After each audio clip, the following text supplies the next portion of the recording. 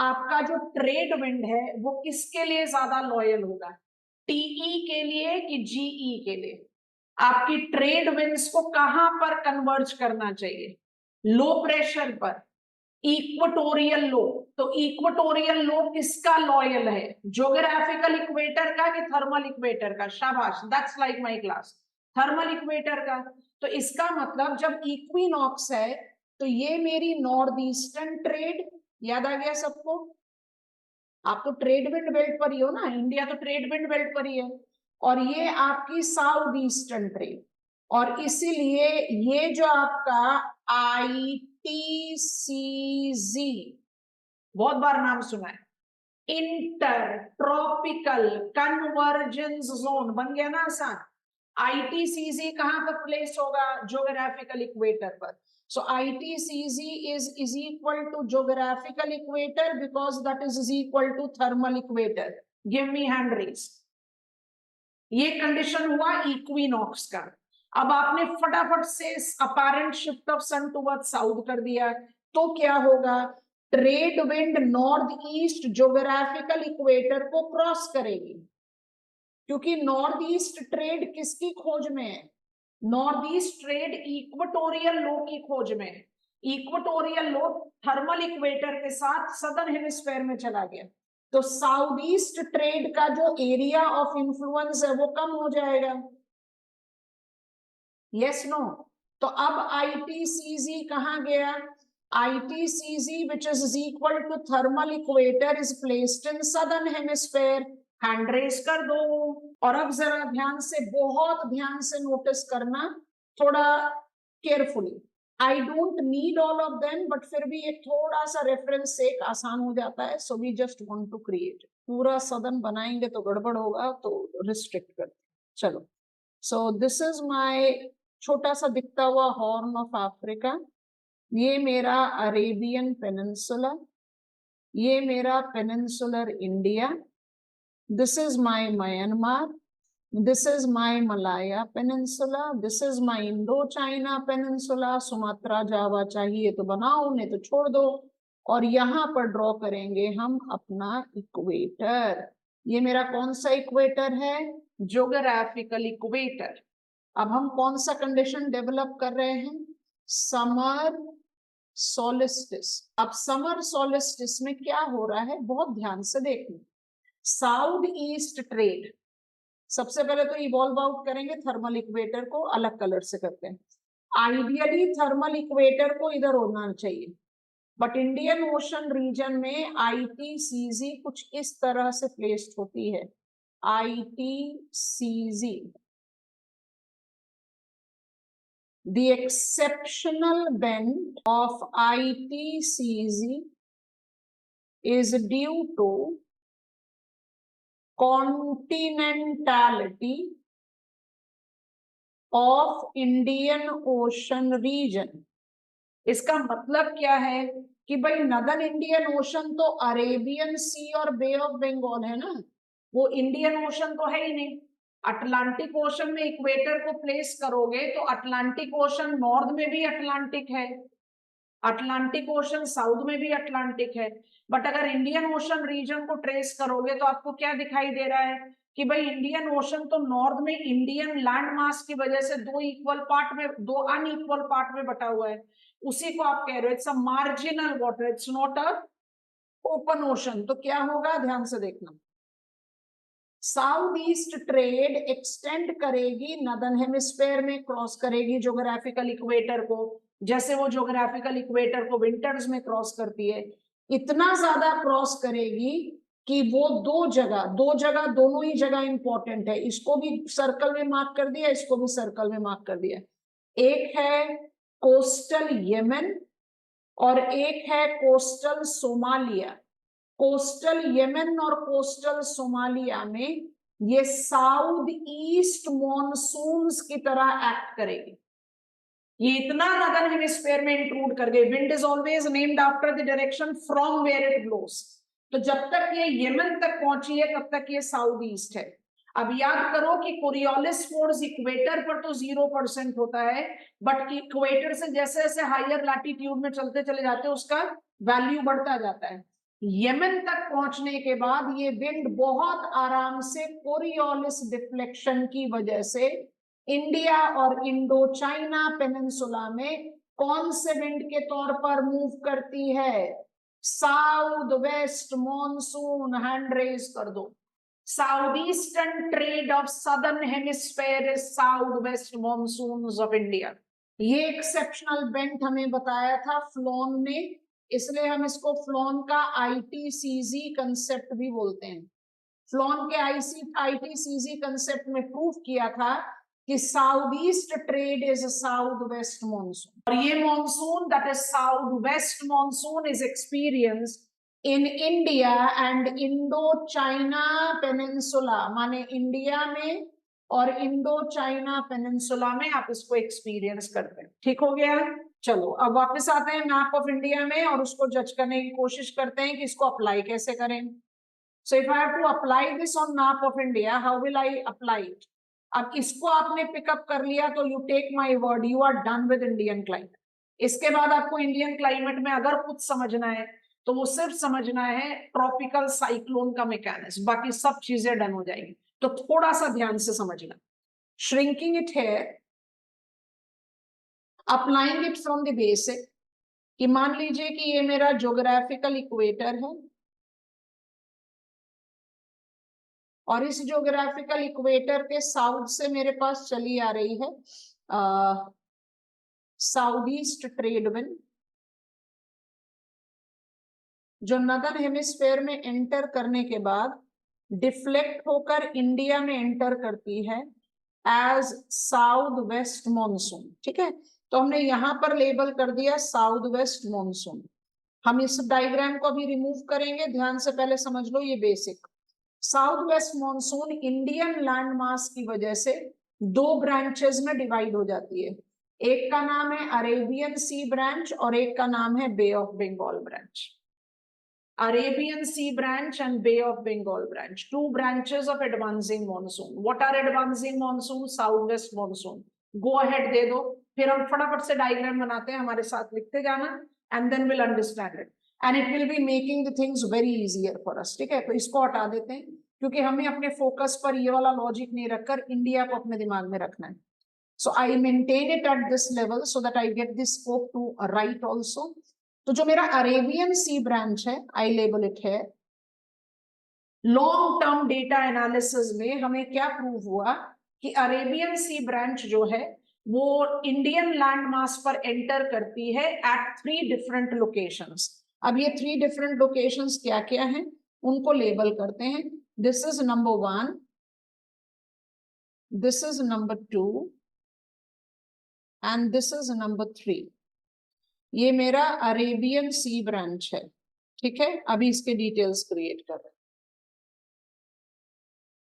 Arabian सी branch जो 3 part में divide हुई है, इसके कैरेक्टरिस्टिक्स को जज करने के लिए सबसे पहले पिकअप करो।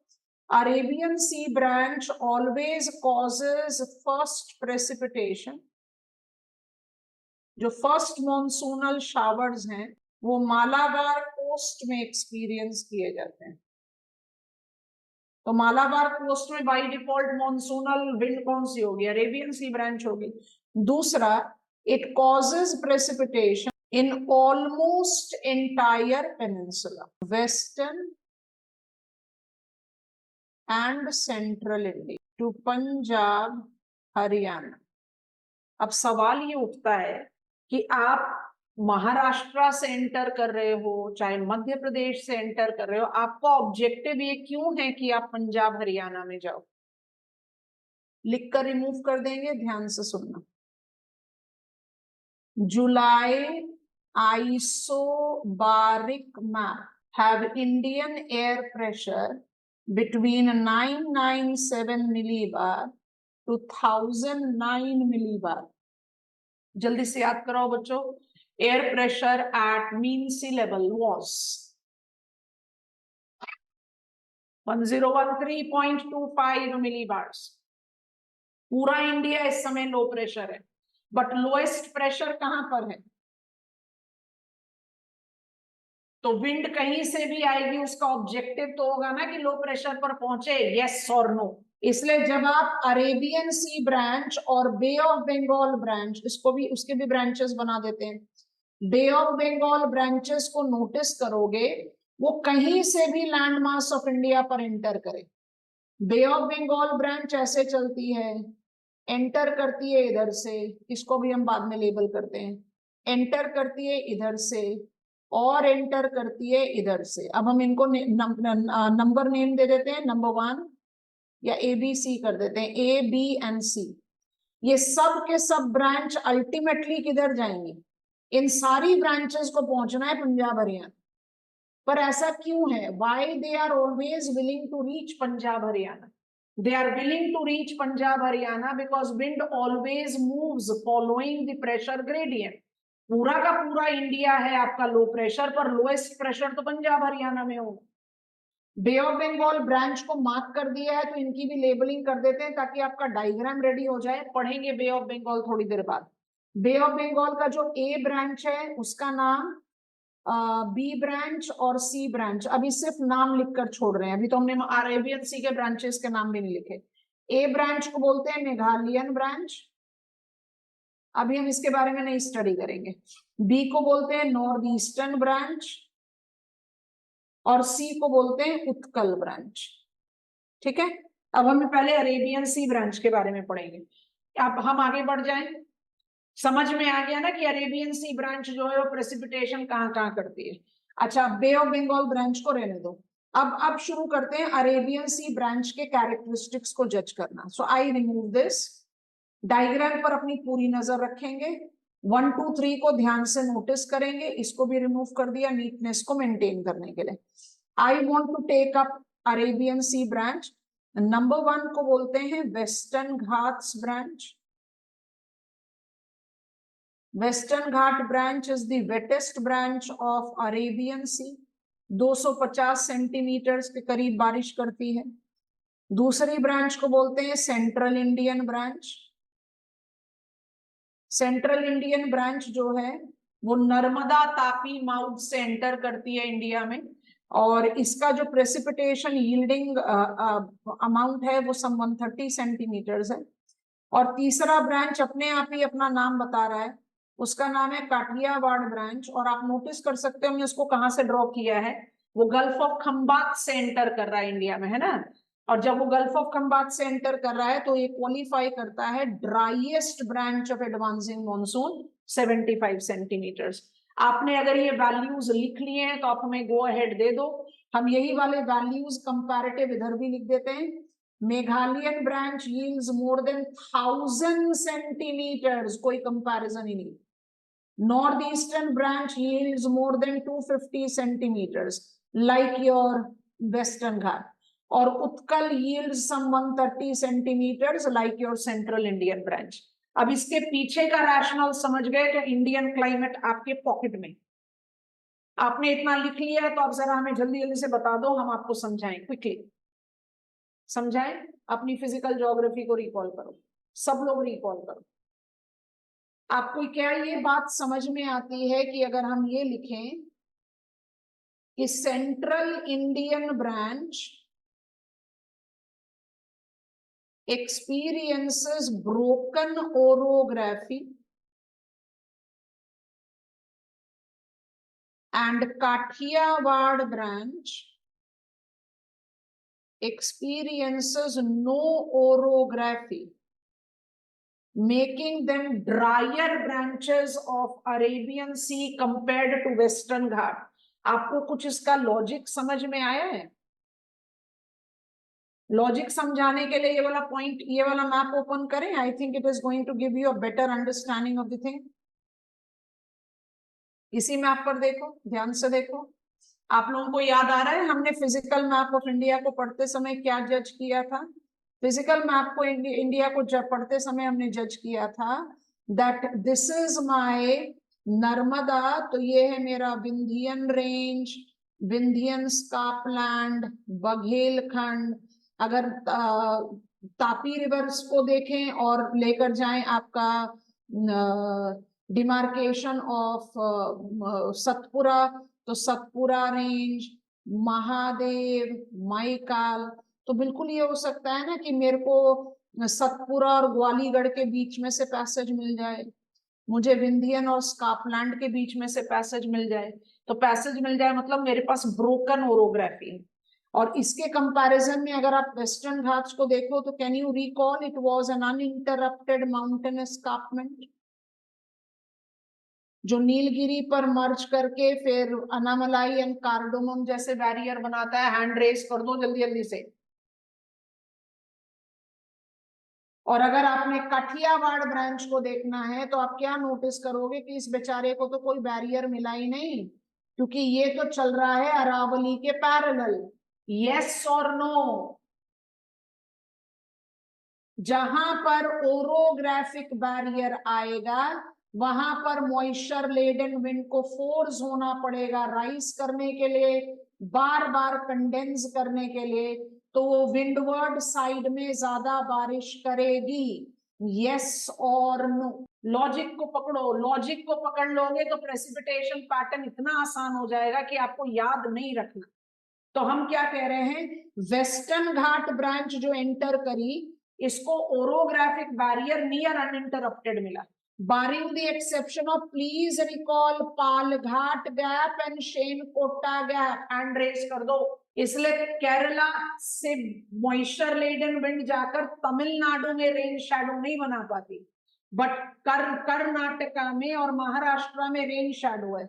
मुंबई यहां पर लोकेटेड है और पुणे यहां पर लोकेटेड है, मंगलुरु यहां पर लोकेटेड है और बेंगलुरु यहां पर लोकेटेड है। व्हाट इज मुंबई का annual amount of precipitation? 130। What is Bengaluru का annual amount of precipitation? 250। Pune का कितना है भाई? 60 सेंटीमीटर। बेंगलुरु का कितना है? 65 सेंटीमीटर। अरे समझ में ही नहीं आया। How Pune can be 60 centimeters and Bengaluru can be 65 centimeters when they are so nearby Mumbai and Bengaluru? क्योंकि मुंबई और बेंगलुरु तो इधर है और पुणे एंड बेंगलुरु किधर है? Rain shadow. हैंड रेस करो। लॉजिक आया ना? तो मेरे पास वो रेन शैडो क्यों बन रहा है? क्योंकि अनइंटरप्टेड ओरोग्राफिक बैरियर है। अब इसी चीज को जज करना है, एकदम 1 मिनट में काम आसान होता है। I'll come back to this map, but I want to remain on my base map. मुझे इस बेस मैप में समझाने में ज्यादा आसानी होती है बिकॉज खुला है, हम उसमें जितनी चाहे चीजें लिख सकते हैं। अब जरा ध्यान से नोटिस करते जाना और समझने की कोशिश करना हम क्या बात कर रहे हैं। यस, अभी एक और चीज के बारे में बता रहे हैं। तो भाई काठियावाड़ ब्रांच ड्राइएस्ट क्यों है? क्योंकि उसके पास कोई ओरोग्राफी नहीं है। कोई ओरोग्राफी क्यों नहीं है भाई? Because it runs parallel to Aravalli. ये बात समझ में आ गई। ये बारिश करेगा गुजरात में, ये बारिश करेगा राजस्थान में, हरियाणा से होते हुए पंजाब तक एंटर करेगा। राजस्थान के ग्रेट इंडियन डेजर्ट में बारिश करने वाली मॉइस्चर लेडन विंड का नाम क्या है? Kathiawar branch. Great Indian desert में ये लेस देन 50 सेंटीमीटर्स रेनफॉल क्यों करती है? अपने आप को एक सिंपल रिमाइंडर दे दो, ज्यादा दिमाग खराब करने की जरूरत नहीं है। आपने अभी थोड़ी देर पहले लू पढ़ा है, आपको बहुत अच्छी तरह से पता है कि डेजर्ट अपना लो प्रेशर तो मेंटेन करता ही नहीं है। तो डेजर्ट अपना लो प्रेशर मेंटेन नहीं करेगा तो विंड वहां जाएगी क्यों? जब समर्स में सडनली सैंड हीट अप होता है तो यही काठियावाड़ ब्रांच जाकर सडन रेनफॉल करती है जो धंड्स बनाती है। याद आया? धंड्स, टेम्पररी लेक्स। और क्योंकि इवेपोरेशनल लॉस ज्यादा है, सैंड जल्दी से ठंडा हो गया, सैंड जल्दी से ठंडा हो गया तो हाई प्रेशर बन गया, तो विंड क्यों जाएगी वहां पर? सो हमेशा याद रखना, great Indian desert is desert because it don't maintain its low pressure. Aravalli तो टू इरोडेड माउंटेन है to block the passage of the wind. Yes और नो? सेंट्रल इंडियन ब्रांच कहां कहां प्रेसिपिटेशन कर देगी? सेंट्रल इंडिया से होते हुए, उत्तर प्रदेश से होते हुए हरियाणा और पंजाब पर प्रेसिपिटेशन करेगी। इसका अमाउंट काठियावाड़ से ज्यादा क्यों है? कि भाई अगर मुझे सतपुरा और ग्वालीगढ़ के बीच में पैसेज मिल गया तो मैं प्रेसिपिटेशन कम, अगर मेरे को सतपुरा का बैरियर मिल गया तो राइज करना पड़ेगा तो प्रेसिपिटेशन ज्यादा। So it becomes a broken orographic affair. Done, तो वो हेड दो। तब हम आपको वेस्टर्न घाट, अब हम वेस्टर्न घाट ब्रांच के बारे में जब बात करेंगे तो आप लोगों को थोड़ा सा ध्यान से सुनना पड़ेगा, काफी इलाबोरेट कंटेंट है। सबसे पहली बात जो आपने अपने दिमाग में रखनी है, जो आपका दिमाग में एक वेस्टर्न घाट का डोमेन है उसको शेड करते हैं। What I do is I go to the fresh page, ज्यादा आसान होगा हमें इसमें क्रिएट आउट करने के। सो विंड पैटर्न तो हमने पढ़ ही लिया, हटा देते हैं इसको। अब जरा ध्यान से नोटिस करते जाना, सारे कैरेक्टरिस्टिक्स लिखते जा रहे हैं, फिर मैप पर जाकर उस पर आपको समझा देंगे। The western Ghats except relief is Sahyadri plus Nilgiri, Annamalai and कार्डोमा। जब आप रिलीफ पढ़ते हो, सिर्फ रिलीफ में वेस्टर्न घाट को रखो इज इक्वल टू सह्याद्री, लेकिन जब आप इकोलॉजी पढ़ोगे, जब हम कहते हैं western Ghats world heritage convention, तो हम वेस्टर्न घाट्स को कहां से शुरू करते हैं, याद करोगे, वेस्टर्न घाट शुरू होगा रिवर तापी से और कहां तक कंटिन्यू करेगा, कार्डोमम हिल्स तक।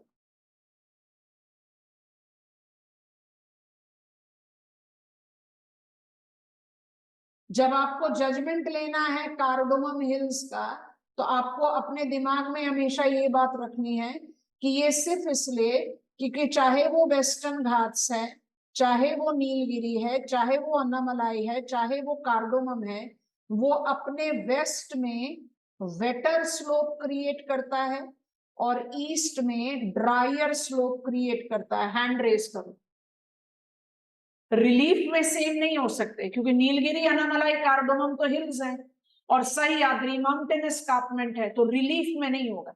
लेकिन उसके अलावा जब भी आप वेस्टर्न घाट्स के बारे में पढ़ो, आप समझ लेना कि वेस्टर्न घाट्स को मुझे तापी से कार्डोमम तक जजमेंट देना है। अब जब आप इसको वेस्टर्न घाट्स को आप तापी से कार्डोमम तक दे रहे हो, तो आपको लॉजिक क्या करना पड़ेगा, सह्याद्री वर्सेस जो भी आपने सदर्न हिल्स को इसमें रिकॉग्निशन दिया है। तो जब आप सदर्न हिल्स के बारे में बात करते हो तो you remind yourself of Palghat gap, अभी थोड़ी देर पहले आपको दिखा दिया था, एंड शेनकोटा गैप।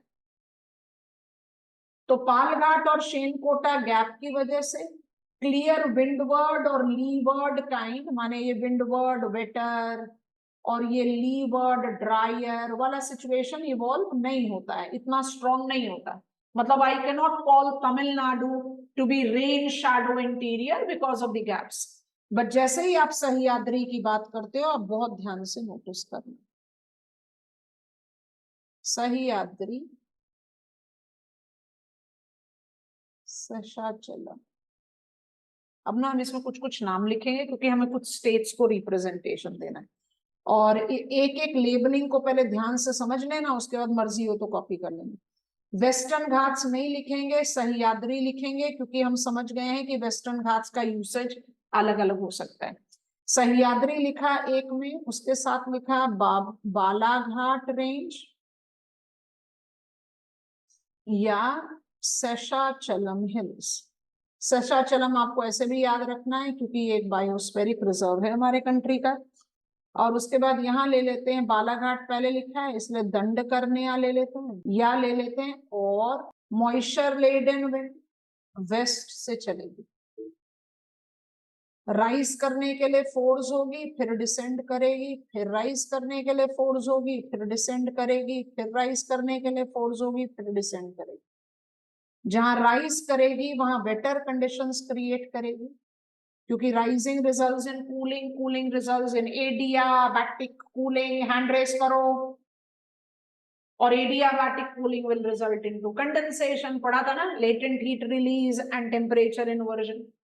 तो होगा क्या, होगा ये कि जितने आपके वेटर लोकेशंस हैं, यहां पर आप more than 250 centimetre rainfall experience करोगे, यहां आप 130 सेंटीमीटर रेनफॉल एक्सपीरियंस करोगे, यहाँ पर आप 75 सेंटीमीटर्स रेनफॉल एक्सपीरियंस करोगे, क्योंकि ये सारे कौन से एरिया हैं, वेटर। तो ब्लैक कलर से हमने लिख दिया वेटर, रेन बियरिंग, या जिसको और आप क्या बोलते हो, windward side. And now I am using blue colour, ये आपका रेन शैडो है, वैसे ये भी रेन शैडो है, और वैसे ये भी रेन शैडो है। यस और नो? तो क्या होगा, रेन शैडो यहाँ आपको लगभग 65-70 सेंटीमीटर्स रेनफॉल दे देगा। रेन शैडो यहाँ आपको 55 सेंटीमीटर्स रेनफॉल देगा। रेन शैडो यहाँ आपको 40 सेंटीमीटर्स रेनफॉल देगा। कुछ लॉजिक समझ में आ रहा है? Precipitation decreases from west to east in peninsula। अब ये वेस्ट टू ईस्ट के आपके कंस्टिट्यूएंट्स कौन कौन से हैं, जरा इनके नाम पकड़ो। सह्याद्री को तो आप महाराष्ट्र और कर्नाटका दोनों में ले सकते हो। बालाघाट आपको लेकर गया महाराष्ट्र में, शेषाचलम आपको लेकर गया कर्नाटका में, दंडकर्ण्या लेकर गया छत्तीसगढ़ में, और तेलंगाना लेकर गया तेलंगाना में। आपने क्या पूरा प्लाट्यू कवर नहीं कर लिया? यस नो बताएंगे भाई। तो जो प्रेसिपिटेशन डिक्रीज होता है from west to east in peninsula, वो ऐसे नहीं होता है, क्योंकि अंड्यूलेशंस है टोपोग्राफी का, इसलिए वो लगातार विंडवर्ड लीवर्ड साइड बनाता है। And that is the reason I am shedding it up, and all of you should be very comfortable and clear with this. Dandakaranya and Telangana are drought prone tablelands of our country। हो गए ना drought prone? क्यों हो गए drought prone? क्योंकि यहां तक तो मॉइस्चर लेडन विंड पहुंचकर 50 सेंटीमीटर से ज्यादा बारिश ही नहीं कर पा रही। वही बारिश हमें मिलती है वेस्टर्न राजस्थान में। हैंड रेस कर दो, आ गई बात समझ में। To our map, western Ghat branch yields precipitation up to 250 centimeters। Western Ghat branch causes precipitation in almost entire peninsula, amount of precipitation decreasing from west to east. तो Arabian सी branch के दो characteristics याद करो, amount of precipitation decreasing from south to north. जल्दी से बता दो, एकदम कॉन्फिडेंट गो अहेड चाहिए हमें। And amount of precipitation decreasing from west to east in peninsula। अगर आप ये एक और ऐड करना है बस हमें, अगर आप ये तीन कैरेक्टरिस्टिक्स को याद कर गए तो आपने एडवांसिंग मॉनसून को पकड़ लिया, और आपने उसको पकड़ लिया तो इंडियन वेदर आपके पॉकेट में। मुझे अभी तक हैंड रेज नहीं मिला भाई। वेस्टर्न घाट ब्रांच 250 सेंटीमीटर रेनफॉल कर रहा है, सेंट्रल इंडियन ब्रांच 130 और Kathiawar 75। Is amount of precipitation not decreasing from south to north? Come on, give me go ahead. And why it is happening? Because I am increasing distance from water. And why in peninsula amount of precipitation will decrease from west to east? अभी आपको diagram बनाकर समझा दिया ना, और उसी diagram के logic पर अपने आपको ये एप्लीकेशन दे दो। I think this will be sufficient. Telangana plateau, Dandakarnaya plateau are drought-prone interiors of our country. So is rain shadow interiors of Sahyadri. Hand raise. Rain shadow interiors of Sahyadri में भी तो 65 centimetre से ज्यादा बारिश नहीं हो रही। आगे है ना 3 ड्राउट प्रोन लोकेशंस हमारे कंट्री। अब समझने की कोशिश करते हैं बे ऑफ बंगाल ब्रांच को। बे ऑफ बंगाल ब्रांच को समझने का सबसे आसान तरीका है शुरुआत करना सी ब्रांच से, उत्कल ब्रांच से। अब आप खुद से नोटिस करिए, my colour is green now. और बे ऑफ बंगाल ब्रांच पूरे के पूरे कोरोमंडल कोस्ट पर, अब ना ये टर्म को जरा ध्यान से समझ लेना, कोरोमंडल कोस्ट ये नाम है, is climatic region which is Coromandel Plain. याद आ रहा है? Coromandel plain is plain of Tamil Nadu plus southern part of northern Circars. मतलब आप कोलेरू लेक के साउथ का पूरा एरिया को कोरोमंडल कोस्ट काउंट करो। ऐसा क्यों है? क्यों हमारे लिए स्कॉलर्स हमेशा कंफ्यूजन क्रिएट करते हैं? कोरोमंडल कोस्ट पर एडवांसिंग मॉनसून पैरेलल मूव करती है, इसलिए ये ड्राई रहता है इस सीजन में। तो Coromandel plain is a physiographic unit and Coromandel coast is a climatic unit. It's a climatic region which remains dry. Dry रहने के पीछे रीजन क्या है कि भाई मेरी मॉइस्चर लेडन विंड तो पैरेलल चलेगी, तो पैरेलल चलेगी तो बारिश कैसे करेगी? यही पैरेलल विंड इंडियन शोरलाइन की वजह से क्या करेगी? उत्कल कोस्ट पर एंटर मारेगी, तो उत्कल कोस्ट तो वेट हो जाएगा इस सीजन में। अब इसी लॉजिक पर सोचो, आपने ईस्ट कोस्ट को कितने पार्ट में डिवाइड कर दिया क्लाइमेटोलॉजिकली? आपने ईस्ट कोस्ट को क्लाइमेटोलॉजिकली डिवाइड करा है सिर्फ दो पार्ट पर। एक पार्ट का नाम है कोरोमंडल और दूसरे का नाम है उत्कल। उत्कल कोस्ट। उत्कल कोस्ट में क्या क्या ऐड हो गए? Hooghly plain, Utkal plain, northern part of northern Circar, confident go ahead class. Climatic region है ना ये, रिलीफ नहीं। रिलीफ में तो Sundarbans, cuspate delta, advancing depositional shoreline Utkal. अभी आप क्लाइमेटिक रीजन की बात कर रहे हो, तो उत्कल से ही स्टडी करते हैं। Utkal will give you the understanding very well. तो ये सब चीजों को रिमूव कर देते हैं यहाँ पर से, उत्कल कोस्ट को भी हटा देते हैं। जो आपका उत्कल ब्रांच है वो क्या करेगा?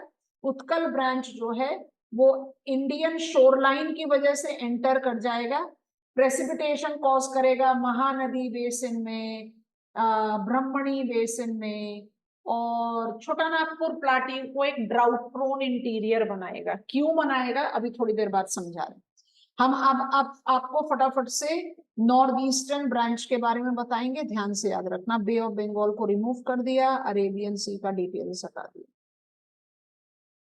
मेघालयन ब्रांच 1000 सेंटीमीटर से ज्यादा रेनफॉल कैसे करेगी? अगर हम मेघालयन ब्रांच का मूवमेंट देखें तो ठीक है, चलो भाई बे ऑफ बंगाल में बड़ा लंबा डिस्टेंस ट्रैवल करके जा रही है, इसमें बहुत सारा मॉइस्चर हो सकता है, समझ गए। लेकिन बांग्लादेश को क्रॉस करे बिना तो ये मेघालय में एंटर कर ही नहीं सकती। तो बांग्लादेश तो लैंड है, लैंड पर तो मॉइस्चर शेड करेगी। अगर वो बांग्लादेश में मॉइस्चर शेड कर दे रही है तो वो 1000 सेंटीमीटर से ज्यादा रेनफॉल क्यों क्रिएट कर पाएंगे? वो 1000 सेंटीमीटर से ज्यादा रेनफॉल इसलिए क्रिएट कर पाती है क्योंकि बांग्लादेश बिल्कुल फीचरलेस लोलैंड है और पूरा का पूरा पद्मा जमुना डिस्ट्रीब्यूटरीज है, जहां पर ये विंड बारिश से कम मॉइस्चर लूज करती है और ज्यादा रीअटेन कर लेती है। हैंड रेज दे दो। और जैसे ही पहुंचेगी मेघालय, क्या मिलेगा? गारो, खांसी, जैंतिया। और जैसे ही आप गारो, खांसी, जैंतिया को अप्लाई करोगे, ये सब हटा दो डिटेल्स, खांसी हिल्स के विंडवर्ड साइड में, चाहिए तो जल्दी से अपना मैप खोलकर देख लेना, खांसी हिल्स के विंडवर्ड साइड में, मतलब खांसी हिल्स के सदर्न स्लोप में चेरापूंजी भी दिखाई देगा, जिसका annual amount of precipitation 1080 centimetre है, और उसके बिल्कुल नेबरिंग में आपको मैसूरनारायण दिखाई दे, इसका annual amount of precipitation 1141 centimetres. ये दोनों कहां पर है? खांसी का साउथ हुआ विंडवर्ड साइड, तो विंडवर्ड साइड तो बेटर होगा ही। और खांसी का जो नदर्न स्लोप है वहां पर आपको मिलता है गुवाहाटी एंड शिलोंग। गुवाहाटी और शिलोंग का एनुअल अमाउंट ऑफ प्रेसिपिटेशन कितना है? More than 200 centimetre. ऐसा क्यों भाई? क्योंकि वो तो लीवर्ड साइड में है। बट लीवर्ड साइड में भी 200 से ज्यादा सेंटीमीटर रेनफॉल, ऐसा कैसे हो सकता है? ऐसा इसलिए हो सकता है कि आप wettest branch of advancing monsoon के बारे में बात कर रहे हो। हैंड रेज कर दो आपका वेस्टर्न घाट ब्रांच 250 सेंटीमीटर रेनफॉल क्रिएट कर रहा था, तो लीवर्ड साइड में पुणे और बेंगलुरु में 65-60 सेंटीमीटर किया। Meghalayan branch more than 1000 centimetres कर रहा है विंडवर्ड साइड में, तो लीवर्ड साइड में 200 कर रहा है, तो बहुत कम है ना, लेकिन 200 भी बैठी रहेगा। समझ में आ रहा है कि नहीं? अब बना दो यहां पर हिमालयास। हिमालयास को बनाने के लिए थोड़ा सा डिफरेंट कलर का इस्तेमाल करते हैं। बन गया जी हमारा हिमालयास यहाँ पर। अब हिमालयास क्या करेगा? हिमालयास कहेगा भाई मेघालयन ब्रांच तिब्बत में नहीं जा सकते, रुक जाओ यहीं पर ही। तो थोड़ी देर के लिए मेघालयन ब्रांच को यहाँ पर रोक देते हैं, ठीक है। और अब जरा ध्यान से नोटिस करो कि क्या करना है। मेघालयन ब्रांच ने अपनी बारिश कर दी, चेरापूंजी माइसोनराम को बना दिया wettest places of the world, और ब्रह्मपुत्र वैली में आकर रुक गया। मेघालयन ब्रांच को ज्वाइन करता है नॉर्थ ईस्टर्न ब्रांच। अब नॉर्थ ईस्टर्न ब्रांच भी तो बे ऑफ बंगाल से आ रहा है, तो ऐसा क्यों है कि मेघालयन ब्रांच तो मोर देन 1000 सेंटीमीटर यील्ड करता है और नॉर्थ ईस्टर्न ब्रांच खाली 250? Because it enters via Myanmar. आप बोलोगे भाई म्यांमार में ऐसा क्या खास बात हो गया है, तो याद करना म्यांमार में अराकन योमा, जल्दी से हैंड रेस कर दो। अराकन योमा और यंग फोल्ड माउंटेन। तो जो नॉर्थ ईस्टर्न ब्रांच है जो वाया मेघालय म्यांमार आएगा वो मॉइस्चर शेड करेगा। शेड करने की वजह से उसमें इतना प्रेसिपिटेशन अमाउंट नहीं होगा। आप उसको चाहे मिजोरम से एंटर कराओ, आप उसको मणिपुर से एंटर कराओ, आप उसको लोहित बेसिन से, दिबांग बेसिन कहीं से भी एंटर कराओ, इसलिए हम उन सबको नॉर्थ ईस्टर्न ब्रांच बोलते हैं। नॉर्थ ईस्टर्न ब्रांच और मेघालयन ब्रांच एक दूसरे से मिल जाते हैं इन Brahmaputra valley.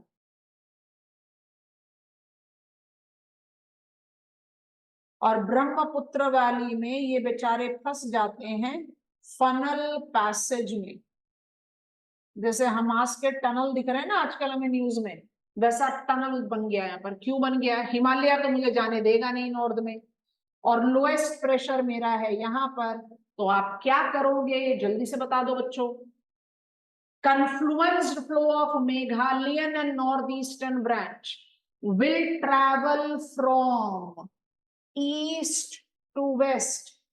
Precipitation thus decreases from east to west in extra peninsula. Hand raise. आप लोग हैंड रेस करने में और हाँ बोलने में इतनी कंजूसी क्यों करते हो, मुझे समझ में नहीं आता। असम वेट होगा, उससे कम वेट होगा सब हिमालयन वेस्ट बंगाल, उससे कम वेट होगा बिहार, उससे कम वेट होगा उत्तर प्रदेश, उससे कम वेट होगा हरियाणा, और पंजाब हो जाएगा सेमी एरिड। यस और no? Amount of precipitation in advancing monsoon, अब ध्यान से सुनो, एकदम आराम से सुनो। Amount of precipitation in advancing monsoon, पूरे इंडिया में बारिश हो रही है, बिल्कुल हो रही है। 3 जगहों को छोड़कर एक जगह समझ गए, कोरोमंडल कोस्ट अभी तक लिखा हुआ है। भाई अगर मेरी विंडी पैरेलल मूव करेगी तो मेरे पास बारिश कहां से आएगी? तो कोरोमंडल कोस्ट तो हो गया। लाहौल स्पीति लेह लद्दाख अभी समझा रहे हैं, बट बिफोर दैट 3 चीजें याद रखो। Amount of precipitation in advancing monsoon decreases from south to north, west to east in peninsula and east to west in peninsula. Go ahead de do. Why Coromandel coast remains dry? Movement of wind is parallel. अच्छा जी समझ में आ गया। अब क्या करें? Why Lahaul Spiti, ये आ गया ना आपका लाहौल स्पीति, और ये आ गया आपका लेह लद्दाख। अब खुद से सोचो ना, आपने अमाउंट ऑफ प्रेसिपिटेशन को नॉर्थ और वेस्ट में कम कर दिया, लीस्ट प्रेसिपिटेशन, और उसके बाद आप माउंटेन के नदन स्लोप पर हो, तो जब तक वहां पर पहुंचेगी मॉइस्चर लेडन विंड ड्राई नहीं हो जाएगी, उसके बाद उसको हिमालयाज क्रॉस करना पड़ेगा। तो by default Leh Ladakh region में और लाहौल स्पीति में एडवांसिंग मॉनसूनल रेन नहीं होती। क्यों नहीं होती? Because of their north western and lee location. अगर समझ में आ गया है तो हमें जरा गो अहेड दे दीजिए। This is your advancing monsoonal season. पहला मॉनसूनल शार्स होता है मालाबार कोस्ट में, वेटेस्ट ब्रांच मेघालयन है, ड्राइएस्ट ब्रांच कठियावाड़ है। पूरा का पूरा इक्वेशन ऑफ प्रेसिपिटेशन ओरोग्राफी पर रिलेटेड है। जहां पर बैरियर ज्यादा होगी वहां प्रेसिपिटेशन ज्यादा होगी। ये 6 ब्रांचेस एंड इट्स मूवमेंट अगर आपने अपने दिमाग में स्टिक कर लिया, मुझे कहीं से भी नहीं कोई डाउट है कि कैसा भी क्वेश्चन आए आप इन पोजीशन ऑफ आंसरिंग है। अब जरा बहुत ध्यान से सुनना, हम आपको क्या बता रहे हैं। Punjab will get advancing monsoons at last। मतलब at last का मतलब क्या है? By month of September, end of अगस्त पंजाब पर पहुंचेगा एडवांसिंग मॉनसून। अग्री करते हो तो हैंड रेज कर दो। इज ऑटम इक्विनॉक्स, जिसका मतलब है कि थर्मल इक्वेटर और ज्योग्राफिकल इक्वेटर आ गए साथ में। तो जब थर्मल इक्वेटर का अपैरेंट शिफ्ट टुवर्ड्स साउथ शुरू होगा तो कौन सी जगह होगी बच्चों जहां पर सबसे पहले हाई प्रेशर डेवलप हो जाएगा? पूरे इंडिया में हाई प्रेशर डेवलप शुरू हो जाएगा, लेकिन सबसे पहले हाई प्रेशर कहां पर डेवलप होगा? सबसे पहले हाई प्रेशर डेवलप होगा यहां पर। क्यों होगा भाई सबसे पहले हाई प्रेशर यहां पर? क्योंकि it is most continental. And remind yourself, wind don't go to high pressure. तो विंड पहुंचेगी सबसे लेट क्योंकि इट इज मोस्ट कॉन्टिनेंटल, और विंड वहां जाना सबसे पहले रुक जाएगी because it is most continental. सबसे पहले मॉनसूनल रेन शुरू हुई। आईएमडी कहती है एडवांसिंग मॉनसून की शुरुआत होती है 15 जून से। किसी भी ईयर को उठाकर देख लेना, केरला में पहला मॉनसूनल शार एंड ऑफ मई आ जाता है। हम तो 15 जून से एडवांसिंग मॉनसून कह रहे हैं, केरला में मई एंड पर मॉनसून आ जाता है and by beginning of June north east में आ जाता है। मतलब आप last of May and June से नॉर्थ ईस्ट और मालाबार पर प्रेसिपिटेशन शुरू करते हो जो सितंबर एंड तक रहता है। बेचारा पंजाब हरियाणा वेस्टर्न उत्तर प्रदेश में तो मॉइस्चर लेडन विंड पहुंचती है 15 अगस्त के बाद और सबसे पहले निकल लेती है। तो हो गया ना ड्राई लोकेशन। जल्दी से बता दो भाई, गो अहेड चाहिए। reaches the last, retreats the earliest because of continental। अब जो हमारा सीजन है उसको अगर आपने पकड़ना है तो सीजन को पकड़ने के लिए सबसे पहला जो पॉइंट आप सबने समझना है उसको ये समझना है। अब बहुत ध्यान से देखना।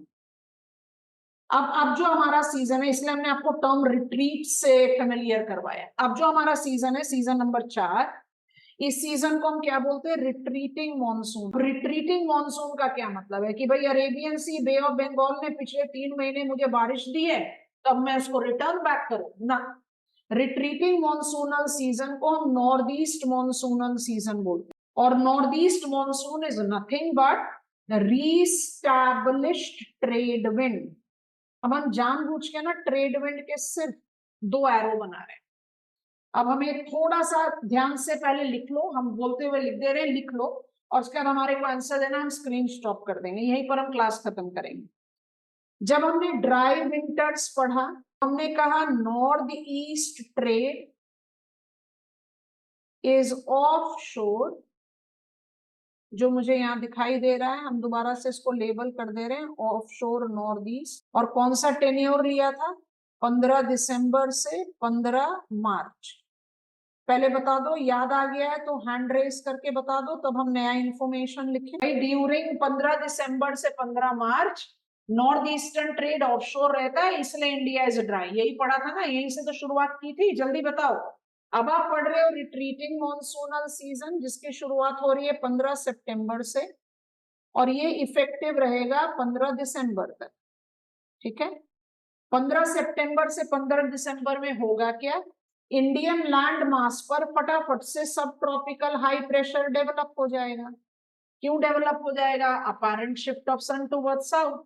सितंबर का मतलब क्या हो गया? थर्मल इक्वेटर शिफ्ट हो गया ना। तो जब सब ट्रॉपिकल हाई स्टैब्लिश होगा तो नॉर्थ ईस्टर्न ट्रेड स्टैब्लिश होगा। Reestablished north eastern trade has onshore movement. कहां पर होता है भाई इसका ऑन शोर मूवमेंट?